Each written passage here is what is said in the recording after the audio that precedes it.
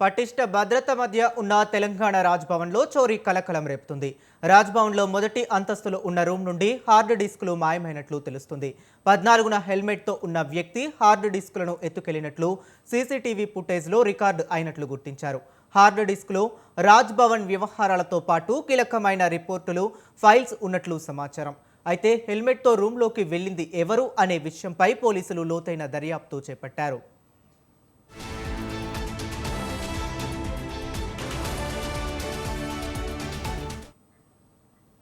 ఇక ఇదే అంశంపై మరింత సమాచారాన్ని మా కరెస్పాండెంట్ ఉషా అందిస్తారు. ఉషా, చెప్పండి.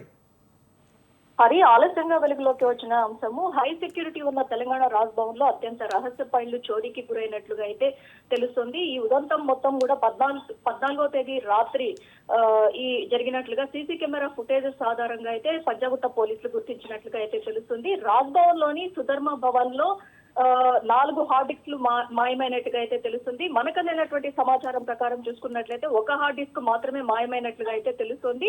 మొదటి అంతస్తులో ఉన్న గదిలో నుంచి హార్డ్ డిస్క్లను ఎత్తుకెళ్లినట్టుగా అయితే సీసీ కెమెరా ఫుటేజెస్ క్లియర్ గా అయితే పోలీసులు ఐడెంటిఫై చేసినట్టుగా అయితే తెలుస్తుంది. రాజ్భవన్ వ్యవహారాలతో పాటు పలు కీలకమైనటువంటి ఇన్ఫర్మేషన్ మొత్తం కూడా ఈ హార్డ్ డిస్క్లు, రిపోర్ట్లు, ఫైళ్లలో నిక్షిప్తమైనట్టుగా అయితే సమాచారం ఉంది. 14వ తేదీ రాత్రి హెల్మెట్ తో గదిలోకి ఒక వ్యక్తి వెళ్ళాడు. మొత్తం కూడా ఏదైతే మొదటి నుంచి కూడా ఈ అంశానికి సంబంధించి ఇంటి దొంగలే చేసి ఉంటారన్న కోణంలోనే 15వ తేదీ 14వ తేదీ జరిగినటువంటి ఈ ఉదంతంపై పంజాగుట్ట పోలీసులు అక్కడికి చేరుకోవడము, అక్కడ ఉన్నటువంటి సీసీ కెమెరా ఫుటేజెస్ మొత్తాన్ని కూడా గమనించడము, అక్కడ ఉన్నటువంటి ఏదైతే హెల్మెట్ వేసుకొని, తలకి హెల్మెట్ వేసుకొని గది ఏదైతే ఉందో, కంప్యూటర్ గది ఏదైతే ఉందో అందులోకి చొరబడినటువంటి వ్యక్తి ఎవరా అన్న కోణంలో పూర్తి స్థాయిలో దర్యాప్తు చేసి 15వ తారీఖున అతన్ని అరెస్ట్ చేశారు.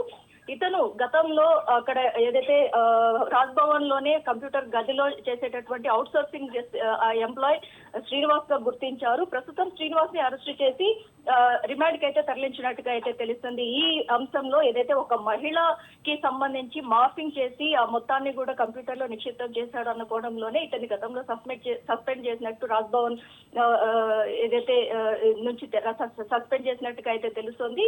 ప్రస్తుతం అతను ఆ హార్డ్ డిస్క్ ని ఎవరికి చేరవేస్తున్నాడు, అసలు ఆ హార్డ్ డిస్క్ లో ఏముంది అన్న కోణంలో పూర్తి స్థాయిలో అయితే పోలీసులు అయితే దర్యాప్తు చేస్తున్నారు.